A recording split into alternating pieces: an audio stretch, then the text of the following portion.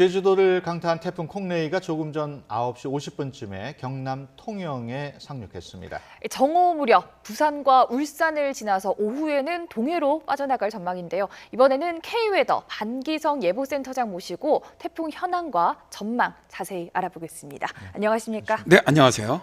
방금 저희가 전해드렸습니다만 일단 통영에 상륙은 했고 이제 앞으로 부산, 울산, 경남 지역이 문제인데 어느 정도 피해를 예상을 하십니까? 아침 7시보랑 이제 10시에 기상청이 이제 태풍진로 예보를 했는데 바꿨죠. 예. 아침 7시는 일단 그 해상으로 가다 부산 쪽 육지 쪽으로만 살짝 들어와서 빠져나가는 걸 봤는데 좀 더 북쪽으로 지나가는 걸 봤단 말입니다. 예. 이렇게 될 경우 원래 예상보다는 부산이라든가 일단 이 마산이라든가 창원 대도시들이 태풍의 우측 반원에 속하게 됩니다. 네. 그럼 태풍 우측 반원이 좌측 반원에 비해서 피해가 훨씬 더 크거든요. 풍속이 한 30% 정도 더 강하니까. 네. 그러니까 실제로 좀 더 북상하는 걸로 예측이 바뀌면서 진로가 실제로 피해 지역이 좀 더 커지고 예를 들어서 이제 그렇게 되면 강원 영동 지역까지도 상당히 많은 비가 내릴 것으로 예상됩니다. 아침만 하더라도 남해안, 다음에 울산, 부산 이쪽이 주 피해 지역이었는데 강원 영동 지역까지 동해안 지역까지 피해가 좀 더 늘어난다는 점이 있습니다. 네. 아무래도 내륙에 오래 머물게 되면 피해가 더 커질 것 같은데 내륙에 머무는 시간 어느 정도로 보십니까? 그렇지는 않습니다. 지금 현재 시속 한 50km 속도로 이동하고 있거든요. 네네. 일단 사실 육지에 상륙하면 가장 중요한 게 태풍의 세력이 약화된다는 것인데 네. 워낙 이동 속도가 빠르기 때문에 그렇게 네. 약화되지 않고 네. 포항을 거쳐서 그러니까 울산을 거쳐서 동해상으로 빠질 거로 봐요. 지금 기상청도. 네. 그러니까 거의 현재 세력을 유지하면서 급속하게 빠져나갈 것으로 보고 있기 때문에 이 오랫동안 머물지는 않습니다. 그러니까 이제 대개 지금 부산이라든가 울산 이런 데까지 이제 가장 태풍에 많은 영향을 받는 시간이 오후 3시까지 보거든요. 네네. 지금서부터. 네. 그렇다면은 지금서부터 이제 대개 한 5시간 뭐 이 정도 영향을 받기 때문에 영향 받는 시간은 짧지만 현재 그 동해안이라든가 경남, 경북 또 서울도 지금 호우주의보가 내렸지만 곳곳으로 상당히 강한 비구름대가 들어가고 있습니다. 네. 이런 지역으로 상당히 많은 비가 내리지 않겠느냐. 그러니까 남해안, 다음에 부산, 울산, 동해안 쪽은 최고 뭐 250mm 이상 앞으로도 예. 시간당 50mm 이상 아주 호우 또 강풍도 한 35m 정도까지 순간최대 풍속 예상을 하고 있습니다. 예. 방금 그 상륙을 하더라도 별로 그렇게 세력이 약해질 것 같지는 않다고 말씀을 하셨는데 그렇다면은 이 지나가는 동안 바람 정도 제주도에서는 한 50m까지 네. 나왔단 말이에요. 네네. 그거보다는 아무래도 좀 약하겠죠. 네, 그거보다는 훨씬 약하죠. 일단 뭐 제주도보다도 일단 태풍 자체 세력도 좀 약화됐고요. 그러나 일단 오늘 지금 통영에 이제 9시 50분에 상륙을 해서 이제 육지로 가는데 약간씩 약화되겠지만 기상청 예측으로는 15시경에 지금보다 한 3m 정도 중심제 대풍성이 약화되는 걸로 보고 있거든요. 예. 그렇다면 육지를 통해 나갈 땐 그렇게 약화되지 않는다고 보는 겁니다. 네. 그러면은 이때 이 정도 분다면 순간최대 풍속은 내륙적으로 한 35m 전후 최고 뭐 해안가나 산악은 40m 정도까지 불지 않겠느냐 그렇게 예상을 하고 있습니다. 네. 방금 최고 40m까지 불 수 있다 얘기를 하셨는데 이게 어느 정도 위력인지 사실 알지 못하는 경우가 많아요. 강풍 위력 어느 정도입니까? 우리가 이제 통상 그 바람이 불면 15m 정도 되면 간판이 날아가고 이제 이런 단계가 있는데 예, 지금 강풍 사실 그래픽으로 40m 나오고 정도 있네요. 되면은 지붕이 날아가거나 달리는 기차가 전복된 사례가 있습니다. 예.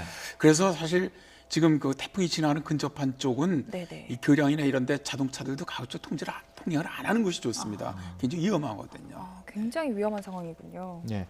그 이번 태풍은 앞서 우리 현지 기자도 얘기를 했었는데 2년 전에 그 큰 피해를 줬던 태풍 차바 아주 비슷한 진로란 말이에요. 네.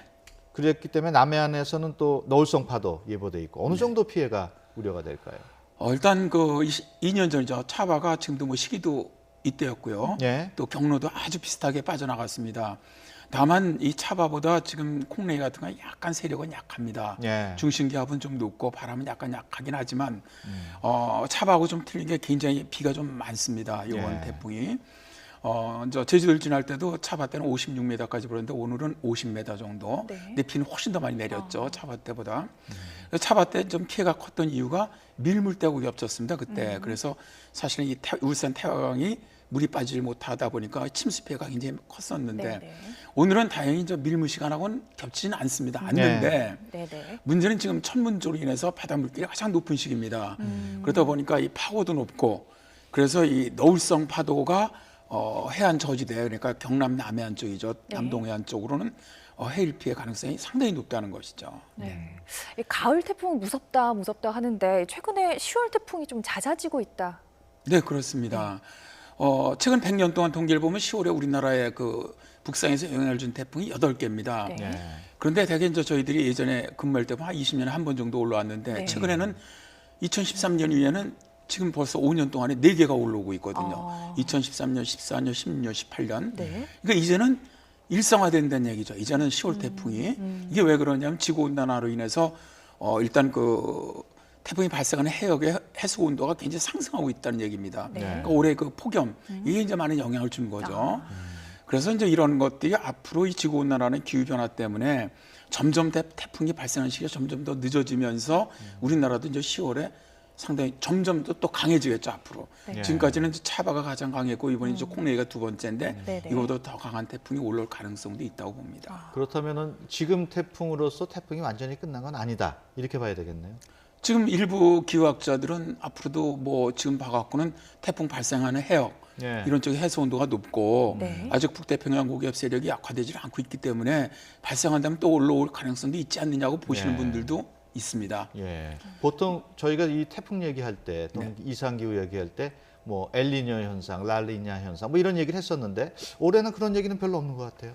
지금 저 엘니뇨로 진행하고 있는 중입니다. 예. 그러니까 정상이었다가 이제 겨울철 가면서 엘니뇨로 발달하고 있을 거로 보고 있는데 아직은 엘니뇨까지는 올라가지는 않았거든요. 예. 그러니까 그걸로 인한 뭐 영향은 일단 없는데 워낙 올해 그 해수 온도가 굉장히 높았습니다. 예.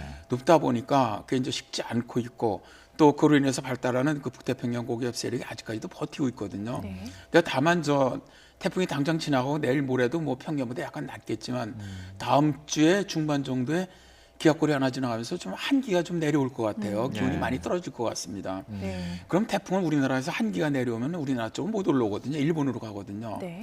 그래서 저는 좀 조심스럽게 올해는 저 뭐 더 이상 태풍이 없지 않겠냐 저는 보고 싶은데 예. 네. 일부 기후학자들은 아니다 마음 나와서는 안 된다고 얘기하시는 분들도 있긴 있습니다. 네. 예. 한기가 내려온다 뭐 이렇게 얘기를 하셨는데 추위가 그러면은 좀 일찍 찾아올 가능성도 있는 건가요? 아닙니다. 그냥 국지적으로 일시적인 거로 보고 있습니다. 일시적으로 한번 추위가 오더라도 네네. 일단 겨울 들어가기 올해 지금 장기예보로 기상청에서 낸 걸 보면 뭐 이렇게 올해 12월까지는 춥지는 않을 거로 일단 그렇게 예상을 하고 있습니다. 네. 네. 올해 들어서 태풍 우리나라에 올 때 주로 이제 남부지방 아니면 제주도이기 때문에 서울 수도권은 그렇게 태풍에 대해서는 우리 주민들이 실감을 못 하고 있거든요. 그렇지만은 앞으로 또 태풍이 안 온다는 보장은 없고 태풍이 몰아칠 때 어떻게 행동하는 게 가장 좋을까요? 그냥 집안에 머무는 게 가장 최선의 방법일까요? 지금 같은 경우는 이제 이미 뭐 다른 어떤 행동을 취할 거는 다 지났거든요. 이제 이미 다 영향권 안으로 다 들어갔기 네. 때문에 그렇다면은 이 태풍이 가장 근접할 때 가장 중요한 거는 비산물에 가장 많은 부상을 당합니다. 날아다니는 물체들. 그래서 이때는 가급적 외출을 좀 자제하시고 특히 이 해일이라든가 너울성 파도가 있는 방파제라든가 해안가는 나가지 않는 것이 좋고요. 예. 또 가장 근접했을 때는 차량도 가급적 통행하지 않는 것이 좋습니다. 네, 알겠습니다. 오늘 말씀 고맙습니다. 네, 감사합니다.